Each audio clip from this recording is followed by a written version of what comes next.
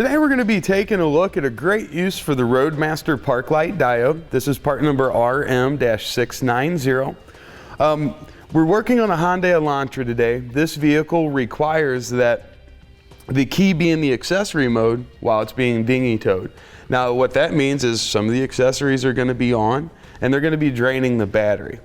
What we're going to be able to do is tap into our running light wire coming from our motorhome. When the park lights are turned on, that sends power through the wire back to the lights in the car. We're going to use our diode to access that power so that wire will not only send the power back to the lights in the back, we're going to go into the diode and we're actually going to run the other side out to the positive side of our battery. That's going to give it a trickle charge effect while we're heading down the road with the parking lights on in the RV. It's going to be charging that battery up to kind of negate the effects that we're going to have from leaving the key in the accessory on position. And what we'll do here is just kind of split off our white side of the 4-pole wire, then our brown. Eventually, once we have our fascia installed, this is going to be right up here on the front on a bracket. This is going to be hidden behind the base plate with a zip tie. So we'll want to make our connection back in that area. I'm going to take my brown running light wire. I'm going to split it.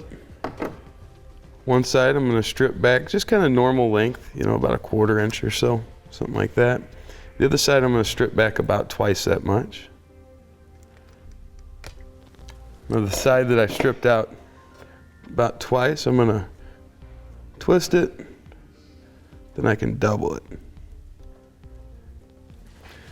I'm going to slide on one of our heat shrink butt connectors that we have here. Just like that. Get that crimped down well. I'm going to take some additional brown wire that's about the same gauge. Now it doesn't have to be the same color wire and it really doesn't have to be the same gauge wire. Just going to route it where I want it, make sure I got it in the right spot. I'm going to bring those two ends up, place them together and twist them. I'll then place those on the other side of my butt connector. So now not only am I going to have the wire coming from my RV back to my lights, I've also got my other one I can take up to my battery. With our heat shrink butt connector, I'm just going to use a lighter here. If you use a lighter, use the blue part of the flame, that bottom part. That'll keep it from kind of turning colors on you. You could also use a heat gun or a high power blow dryer, a little torch, mini torch.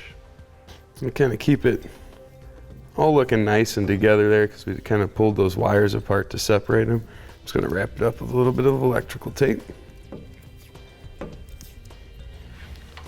Now we can grab a couple zip ties and just kind of secure it off. Now again, like I said, this is on an Elantra, but it'll work out in a lot of the applications that require that accessory on position for the key in order for either your braking system or for your car to go into tow mode. It'd be a really good solution for that. All right, now you can see we've got our breakaway switch in. We pre-ran our wiring up here. Take care of anything you need to first, and then we'll get our fascia put back into place. You kind of want to be sure to slide it under the hood latch prop there. Now with our fascia and everything put back on the car, we're going to finish routing our wire around here to our battery. What I'm going to do is bring it over to my battery cable. I'm going to use a couple of zip ties to secure it off there.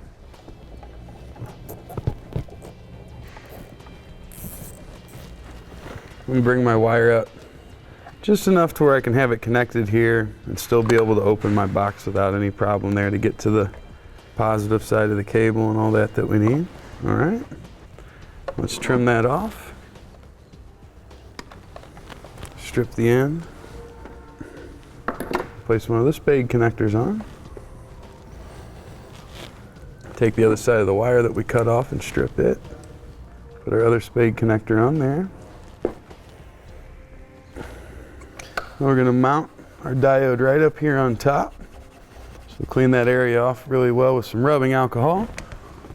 Once that's evaporated, we'll take our cover off the foam tape on the back of the diode there. Have our inside facing toward the line coming from the motorhome. Plug that side in. Plug our outside going out, just like that. Go right in under our cover here. We're going to go to our main stud right here. Trim that off. And I'll place on a yellow ring terminal there. Now we're going to use a 12mm wrench and take that nut off.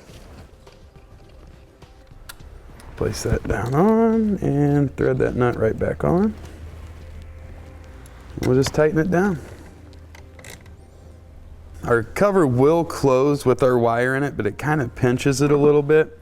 I don't want that to wear over time, so I'm just going to make a very, very small notch right here on the back side.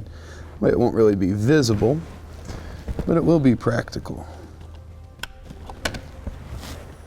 And as long as when we close that cover, we align our wire with that notch, should be in good shape there. That way we can still have full access. Open it, close it, no issues. All right, now to test out our system, what we want to do is just back off that one connector a little bit, and without the running lights on in the car, we should have no signal in the towing vehicle, not the towed vehicle, but in the towing vehicle. We should have no signal. Now we'll have them go ahead and turn the lights on. Now you can see we're getting a 12-volt signal coming into our diode, and now back off and on. Perfect. So the power that was powering our light and giving us that signal is going to continue right on through into our battery, giving it a charge as we head down the road, as long as we've got our parking lights on. And that'll complete today's installation of the Roadmaster single park light diode, part number RM-690 on our 2016 Hyundai Elantra.